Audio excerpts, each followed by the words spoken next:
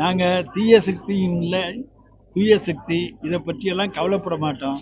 ஏன்னா எங்கள்கிட்ட இருக்குது மக்கள் சக்தி. அவருக்கு மக்கள் சக்தியை பற்றி தெரியாது. சினிமா வசனத்துல தீய சக்தி தூய சக்தி என்று பேசியிருக்கிறார். நாங்கள் மக்கள் சக்தியை நம்புகின்றவர்கள். எங்களிடத்திலே மக்கள் சக்தி இருக்கிறது.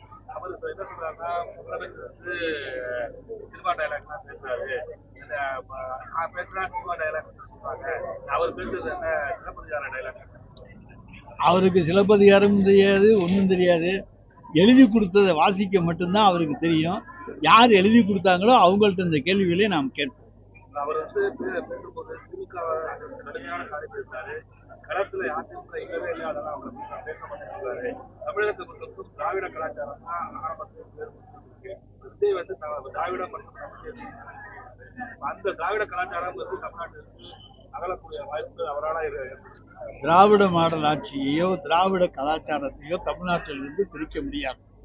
அவர் பகுத்தறிவு தந்தை பெரியாரை ஏற்றுக்கொண்டிருக்கிறேன் என்று சொல்லுகிற பொழுது திராவிடத்தை ஏற்றுக்கொண்டிருக்கிறார் என்றுதான் அர்த்தமாகின்றது.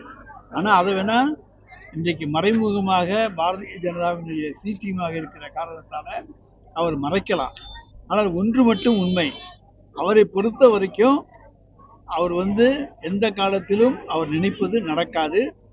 சும்மா ஒரு 6 மாசம் ஆக்ட் பண்ணிட்டு ஒருத்தர் முதலமைச்சராக வர்றது, ஆட்சியை பிடிக்கிறது என்பதெல்லாம் சினிமாவில் நடக்கும், அரசியலில் உண்மையில் நடக்காது. என்னைக்கு நடந்திருக்கு சார்? எம்ஜிஆர் 1972 கட்சி ஆரம்பிச்சாரு. திண்டுக்கல் இடைத்தேர்தல் வந்துச்சு. அதுல ஜெயிச்சதுக்கு அப்புறம் தான் அந்த கட்சி உறுதியானுச்சு. இவருக்கு விக்கிரவாண்டி தேர்தலும் ஈரோடு தேர்தலும் வந்துச்சு. அந்த 2 தேர்தலில் நின்று தன்னுடைய பலத்தை காமிச்சிருந்தாருன்னா இன்னைக்கு அவர் பேசுறதுக்கு யோக்கியதை உண்டு. 2